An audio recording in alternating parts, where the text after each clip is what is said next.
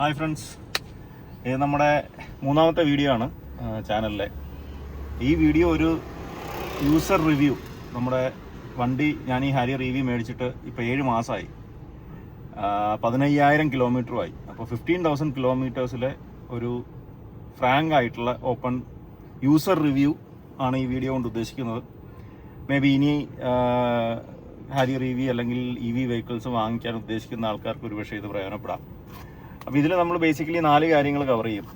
ഒന്ന്, സർവീസ്. ടാറ്റയുടെ സർവീസാണ് എല്ലാവരും ബേസിക്കലി പറഞ്ഞ ഒരു കാര്യം. 2, വണ്ടിയുടെ ഓവറോൾ പെർഫോമൻസ്. 3, റേഞ്ച്, നമുക്ക് എത്ര റേഞ്ച് കറക്റ്റായിട്ട് കിട്ടും എന്നുള്ളത്. 4, കുറച്ച് ഇമ്പ്രൂവ്മെൻ്റ് അല്ലെങ്കിൽ എന്താണ് ഞാൻ ഫേസ് ചെയ്തിട്ടുള്ള ഇഷ്യൂസ്.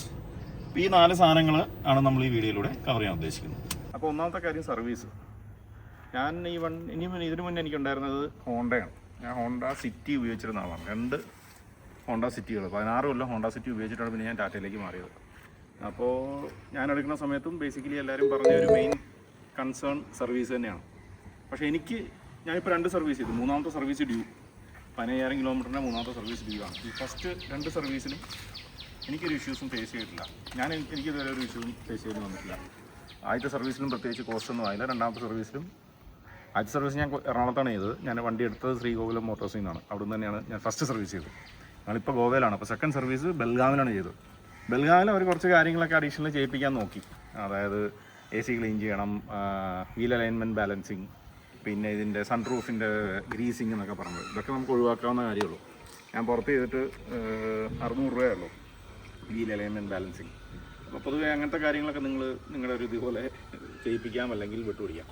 മൂന്നാമത്തെ സർവീസ് ഇപ്പോൾ ആണ്. അപ്പോൾ ഞാൻ ഓവറോൾ സർവീസിൽ ഹാപ്പിയാണ്. എനിക്കിതുവരെ ഇഷ്യൂസ് ഒന്നും ഉണ്ടായിട്ടില്ല. അതുകൊണ്ടാണ്. പിന്നെ ഒരു ഇഷ്യൂ എനിക്ക് ഉണ്ടായിരുന്നു. ഞാൻ വണ്ടി ഡെലിവറി ചെയ്തിട്ട് എറണാകുളത്തുനിന്ന് ഗോവയ്ക്ക് വരുന്ന സമയത്ത് പെട്ടെന്ന് രാത്രി വൈപ്പർ വർക്ക് ചെയ്യാതെയായി. വൈപ്പർ മോട്ടർ കംപ്ലൈൻ്റ് ആയി.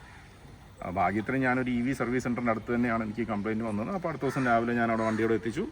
അവർ ഉച്ചയോടുകൂടി അതിൻ്റെ മോട്ടർ, അതായത് വൈപ്പർ മോട്ടർ മാറ്റിയിട്ട് റീപ്ലേസ് ചെയ്ത് തന്നു. അപ്പോൾ അതും വളരെ ഈസി ആയിട്ട് നമുക്ക് ചെയ്യാൻ പറ്റും. അപ്പോൾ സർവീസിൽ ഞാൻ വളരെ ഹാപ്പിയാണ്. എനിക്കിതുവരെ ഇഷ്യൂസ് ഒന്നും ഉണ്ടായിട്ടില്ല.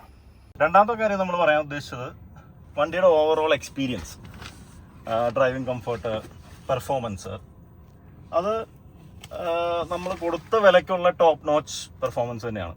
ഫീച്ചേഴ്സ് ആണെങ്കിലും ഞാനെടുത്തത് എംപവേർഡ്, അതായത് 4 വീൽ ഡ്രൈവ് അല്ല, നെക്സ്റ്റ് ഏറ്റവും ഹൈ വേരിയൻ്റ് തൊട്ട് താഴെയുള്ള വേരിയൻറ്റ്. എല്ലാവിധ ഫീച്ചേഴ്സും ഉണ്ട്. നമുക്കൊരു ലക്ഷറി കാറിൽ കിട്ടാവുന്ന എല്ലാ ഫീച്ചേഴ്സും ഉണ്ട്. അതിൻ്റെ എല്ലാം വർക്കിങ്ങും ഇതുവരെ വളരെ സ്മൂത്താണ്. ഞാനൊരു റോഡ് ട്രിപ്പ് ചെയ്തിരുന്നു, ഗോവ ടു ലഡാക്ക്. 6,500 കിലോമീറ്റർ ആയിരുന്നു അപ്പ് ആൻഡ് ഡൗൺ. ഏകദേശം 18 ദിവസം കൊണ്ട് നമ്മൾ കവർ ചെയ്തു. എനിക്ക് ഒരു യാത്രാ ക്ഷീണോ അല്ലെങ്കിൽ ഒരു ഡിസ്കംഫർട്ടോ ടയേർഡ്നെസ്സോ, കാരണം ഇതിൽ ബോഡി റോളൊന്നും ഇല്ല. പിന്നെ അത്യാവശ്യം നല്ല റഫായിട്ടുള്ള റോഡിൽ നമുക്ക് മോഡ്സ് മാറ്റിയിടാം. റഫ് മോഡ്, സിറ്റി മോഡ്, അങ്ങനെ പല മോഡുകളുണ്ട്. അപ്പോൾ ഓവറോൾ വണ്ടിയുടെ പെർഫോമൻസ് വളരെ നല്ലതാണ്, വളരെ സ്മൂത്താണ്, നല്ല പവർ ഉണ്ട് വണ്ടിക്ക്. സ്പോർട്സ് മോഡിലൊക്കെ ഇട്ട് കഴിഞ്ഞാൽ വണ്ടി പറക്കും ആക്ച്വലി. പിന്നെ ഇത് ഹാരിയറിൻ്റെ അല്ലെങ്കിൽ ടാറ്റയുടെ ഒരു വേരിയേഷൻ എന്തെന്ന് പറഞ്ഞു കഴിഞ്ഞാൽ ഇനീഷ്യൽ ആക്സിലറേഷൻ ഭയങ്കര സ്ലോ ആണ്. വണ്ടി നമ്മൾ കാലെടുത്താൽ ഉടനെ ഒന്നും ചാടുകയൊന്നുമില്ല. അത് ആ ഒരു സ്പേസ് എടുത്തു കഴിഞ്ഞതിന് ശേഷം മാത്രമേ പിന്നെ ത്രോട്ടിൽ കൊടുക്കുള്ളൂ.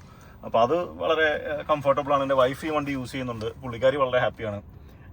പുള്ളിക്കാരിക്ക് SUV ഉപയോഗിക്കുമ്പോൾ ആദ്യം ഇത്തിരി ബുദ്ധിമുട്ടൊക്കെ വരുമെന്നൊക്കെ ഒരു സംശയം ഉണ്ടായിരുന്നു. പക്ഷേ ഇപ്പം വളരെ കംഫർട്ടബിളായിട്ട് വലിയ വണ്ടി എന്നുള്ളൊരു ഫീലൊന്നും ഇല്ലാതെ നമുക്ക് വണ്ടി ഹാൻഡിൽ ചെയ്യാൻ പറ്റുന്നുണ്ട്. ആ വലിപ്പത്തിൻ്റെ ഇത് നമുക്ക് ഓടിക്കുമ്പോഴൊന്നും ഫീൽ ചെയ്യുന്നില്ല. വണ്ടി അത്യാവശ്യം നല്ല വലിപ്പമുണ്ട്. ഞാൻ ഉപയോഗിച്ചിട്ടുള്ള ഏറ്റവും വലിയ വണ്ടിയാണിത്. അപ്പോൾ ഓവറോൾ പെർഫോമൻസ് വൈസും ഞാൻ 100% സാറ്റിസ്ഫൈഡ് ആണ്. മൂന്നാമത്തെ കാര്യം റേഞ്ച്. എല്ലാവർക്കും വളരെ സംശയമുള്ളതും അല്ലെങ്കിൽ നമ്മളെല്ലാവരും ഉറ്റുനോക്കുന്നൊരു കാര്യം, ഇന്ത്യൻസ് പ്രത്യേകിച്ച്, നമുക്ക് മൈലേജാണ് നമ്മുടെ മെയിൻ. അപ്പോൾ റേഞ്ച് ഈ വണ്ടിയുടെ എത്ര ഉണ്ടെന്ന് പലരും എൻ്റെ അടുത്ത് ആദ്യം ചോദിക്കുന്നതാണ്, എത്ര കിട്ടും? വളരെ സിമ്പിളായിട്ട് പറഞ്ഞാൽ, അല്ലെങ്കിൽ പ്രാക്ടിക്കലി നമുക്ക് കിട്ടുന്ന റേഞ്ച് ഞാൻ കണക്കാക്കുന്നത് 400 കിലോമീറ്റർ. അതിൽ കൂടുതൽ നമ്മൾ കണക്കാക്കണ്ട.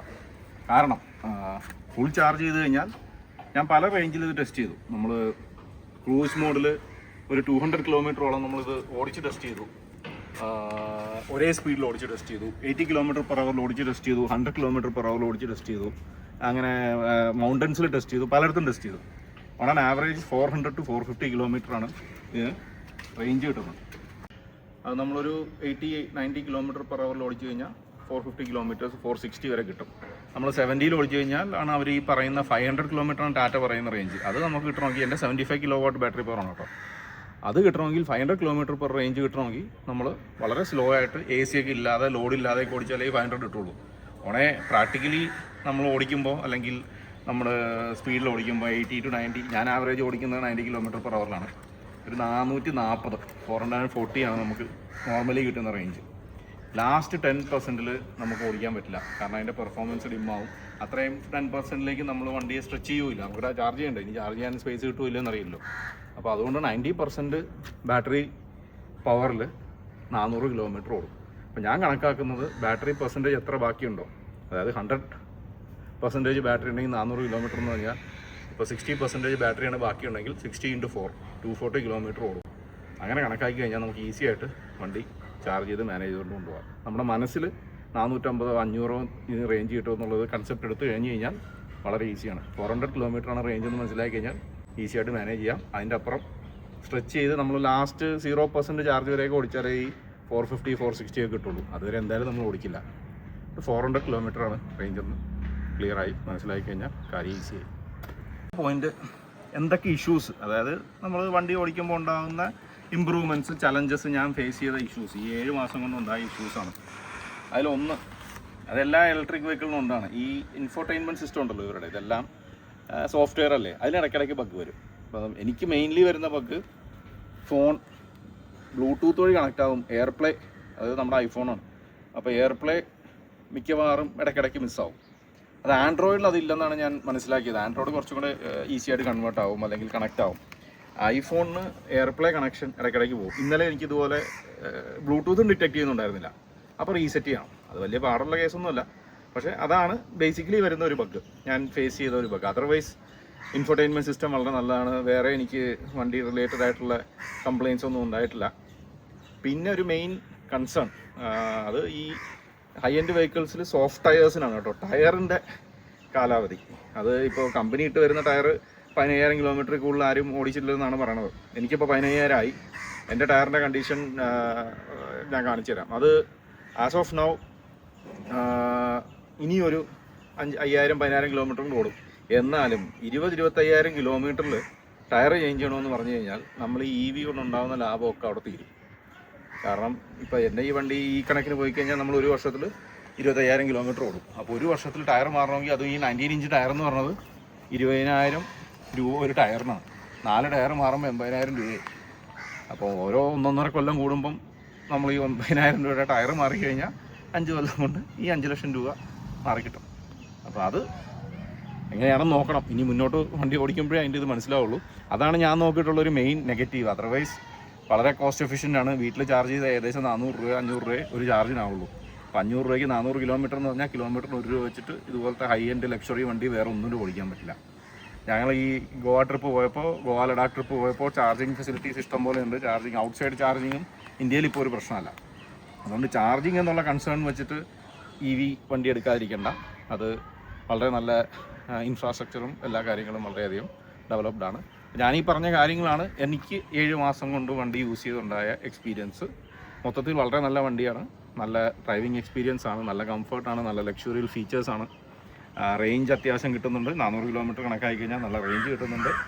അതിൻ്റെ സർവീസ് എനിക്കിതുവരെ ഇഷ്യൂസൊന്നും ഉണ്ടായിട്ടില്ല. ഭാഗ്യത്തിന് സർവീസ് എനിക്ക് വളരെ നല്ല എക്സ്പീരിയൻസ് ആണ്. പിന്നെ ഞാൻ ഈ പറഞ്ഞ നെഗറ്റീവ് പോയിൻറ്റ്സ് എന്ന് പറഞ്ഞാൽ ഉള്ളത് ഈ ഇൻഫോർടൈൻമെൻറ്റ് സിസ്റ്റത്തിലും ടയറിലും ഉണ്ടാകുന്ന കാര്യങ്ങൾ മാത്രമേ ഉള്ളൂ. ഓവറോൾ ടാറ്റ EV ഹാരിയർ വളരെ നല്ലൊരു, ഇതുവരെ ഞാൻ മുടക്കിയ പൈസയ്ക്കുള്ള വർത്തായിട്ടുള്ളൊരു വണ്ടിയാണ്.